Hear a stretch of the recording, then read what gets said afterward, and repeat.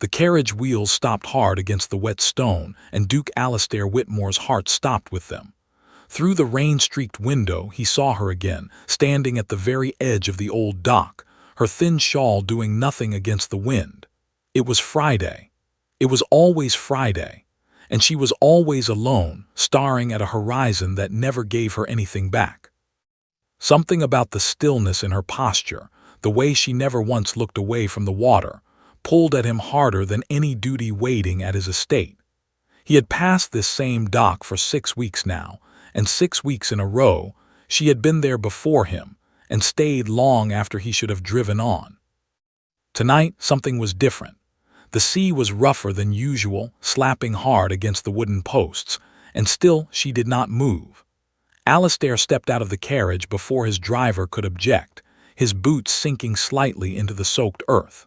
He walked toward her, rehearsing nothing, because nothing he could rehearse felt right for a woman who looked like she was guarding a secret the whole village pretended not to notice. "You'll catch your death standing out here," he said, raising his voice over the wind. She turned, startled, and for a moment fear crossed her face before she caught herself and smoothed it into practiced calm. "Forgive me, sir. I did not hear your carriage." "You never do," he said. "I've watched you from that road more times than I'll admit."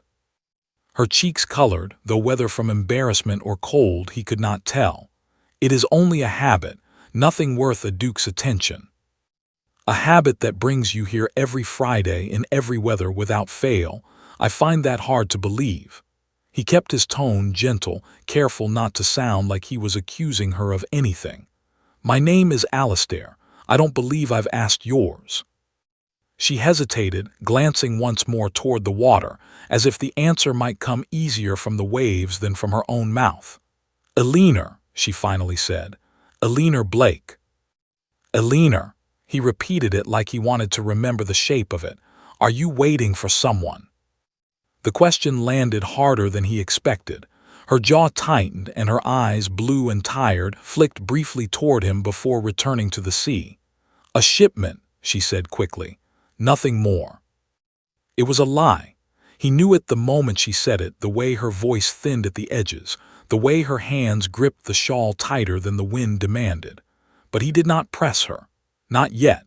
Instead, he simply nodded, offering her a small bow that felt strange on a public dock, in front of no one but the gulls and the graying sky. "Then I hope your shipment arrives soon," he said. "Good evening, Miss Blake." He returned to his carriage, but as it pulled away, he looked back once. She had not moved. She never did. And somehow he already knew he would be back next Friday, whether duty demanded it or not. The following Friday came faster than Alastair expected, and he found himself arranging his entire schedule around it without admitting the reason to anyone, not even to himself. When his carriage rounded the bend near the harbor, Eleanor was already there, standing in the same spot, wrapped in the same thin shawl, though the weather had turned kinder. This time, he did not wait for an excuse to approach her. He simply walked down the worn steps toward the dock, as though it were the most natural thing in the world. "Still waiting for that shipment?" he asked, a small smile pulling at his mouth. Eleanor did not smile back, but something in her shoulders eased just slightly. "Every week, sir. Some things take longer than others." "Alastair," he reminded her, "not sir." "Alastair," she repeated, testing the word carefully like it might not be allowed. "Then you may call me Eleanor if you insist on staying."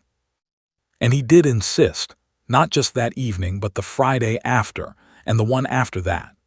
Their conversations grew longer with each visit, though never once did she speak of what she was truly waiting for. She spoke instead of the village, of the fishermen who teased her for standing so still, of the way the light changed colors over the water in autumn compared to summer. He found himself listening more than he spoke, memorizing the small details of her life, the way other men memorized ledgers and land deeds. Word of the Duke's visit spread quickly through the village, as such things always did. Whispers followed Eleanor to the market, questions trailed her home from the bakery, and more than once she caught women exchanging glances when she passed.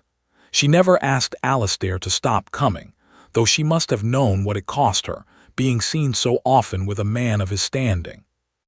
"They talk about us," she said one evening, watching a group of villagers pretend not to stare from across the square. "Let them talk," Alastair said. "I've never much cared what conversations happen without me in the room." "That is easy for a duke to say." He considered her words carefully before answering. "Perhaps, but I would rather be talked about for kindness than remembered for indifference." He paused, studying her face in the fading light. "Eleanor, I don't wish to pressure you, but I do wish to understand you. Whatever brings you to this dock every week, it clearly means something important." She looked away toward the water again, the way she always did when the questions grew too close. "Some answers are not mine to give yet," she said softly. "Please be patient with me." And though every part of him wanted to know more, he agreed, because something in her voice told him that whatever she was protecting, it was fragile enough to break if he pushed too hard, too soon. The truth found Alastair before Eleanor ever offered it herself. He had stopped at the village tavern one evening, waiting out a sudden downpour, when the old innkeeper, a weathered man named Edmund, leaned across the counter with the easy familiarity of someone who had seen too much to keep quiet anymore. "You're the one who visits the Blake girl at the dock," Edmund said, not quite a question. "I am," Alastair admitted, wary of where the conversation might lead. Edmund wiped a glass slowly, choosing his words. "Her father was a merchant sailor, one of the finest this coast ever produced. 2 years back his ship went out during a storm season and never returned. No wreckage, no bodies, nothing but silence from the sea that took him." He set the glass down. "The girl waits there every Friday because that was the day he always came home from his longer voyages. Rain or shine, storm or calm, Friday was his day." Alastair felt something settle heavily in his chest, a weight that reshaped everything he thought he understood about Eleanor. It was not a shipment she waited for. It was her father, a man the sea had swallowed without explanation, without mercy, without even the small comfort of a proper farewell. "Does she believe he'll still return?" Alastair asked quietly. Edmund shook his head slowly. "I think part of her knows better, but knowing and accepting are different oceans entirely, my lord. She lost her mother young, and her father was everything to her. Grief like that does not simply end because the calendar says it should." Alastair left the tavern that night with the rain forgotten, his mind circling endlessly around what he had learned. He thought of Eleanor standing at the edge of the dock, not out of habit, but out of a devotion too painful to name aloud. He thought of her careful smiles, her guarded answers, the way she always steered their conversations away from anything resembling her family. It all made sense now, and yet it also filled him with a new kind of uncertainty. Was it fair, he wondered, to grow closer to a woman still tethered so completely to a grief she had never allowed herself to release? Could he offer her comfort without asking her to abandon the only ritual keeping her father's memory alive? He walked the length of his own estate late into the night, turning the questions over without finding easy answers. By the time Friday arrived again, Alastair had made a decision, though not the one his position or his family might have expected. He would not press her for the truth she had been protecting. Instead, he would simply be present, offering steadiness in whatever form she needed it, for as long as she required someone to stand beside her while she waited for a man who was never coming back. The sky turned dangerous without warning. What began as ordinary clouds thickened into something darker within an hour, and by the time the wind picked up, the entire harbor knew a storm far worse than usual was closing in fast. Fishermen scrambled to secure their boats, shopkeepers pulled shutters closed, and villagers hurried toward higher ground. Alastair, riding toward the dock as he did every Friday, felt his stomach drop the moment he realized the storm's path led directly toward the water Eleanor refused to leave. He urged his horse faster, rain lashing against his face, thunder rolling low across the darkening sky. When he reached the harbor, his fear became real. Eleanor stood exactly where she always stood, soaked through, her shawl useless against the wind, as waves crashed higher and higher against the straining wooden posts beneath her feet. "Eleanor," he shouted, his voice barely cutting through the storm, "you have to leave now." She did not move, her eyes fixed on the churning water as though leaving would somehow break a promise only she understood. "He always comes back," she whispered, though the wind stole most of the words. "He always comes back on Fridays." Alistair reached her just as a wave slammed against the dock hard enough to shake the boards beneath them. Without hesitation, he grabbed her arm and pulled her back from the edge, holding her steady as the wood groaned under the storm's assault. She fought him for one desperate second, some part of her still unwilling to abandon her post, before her strength gave out entirely and she collapsed against him, shaking. He half carried, half guided her away from the dock, just as another wave crashed over the very spot where she had been standing. They reached shelter beneath the overhang of a nearby storehouse, both soaked and breathless, the storm roaring around them like it was furious at being denied. It was there, finally, that Eleanor broke.